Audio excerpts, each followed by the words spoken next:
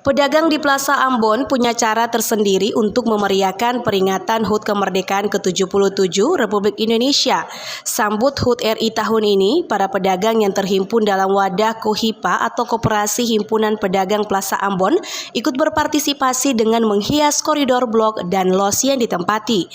Aksi menghias blok kios ini juga bagian dari lomba mewarnai 17-an yang digelar pengelola plaza bersama KOHIPA.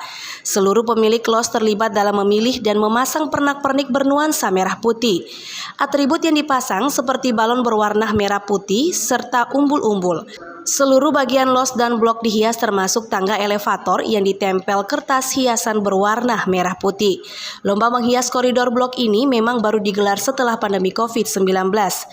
Pengelola plaza dan KOHIPA menyelenggarakan lomba 17-an ini bukan hanya untuk menumbuhkan semangat nasionalisme dan kebersamaan di kalangan pedagang, melainkan juga untuk merubah wajah interior plaza jadi lebih menarik.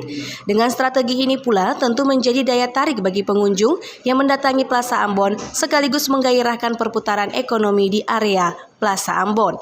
Sebagai warga negara Indonesia yang baik, kami para pedagang Ambon Plaza kembali mengingat nilai-nilai perjuangan para pahlawan kita dan mengingat kembali nilai-nilai kebangsaan sejarah Indonesia. Sehingga para pedagang Ambon Plaza merasa perlu untuk bangkit lagi dan dapat merayakan dan memeriahkan 17 Agustus 2022 ini.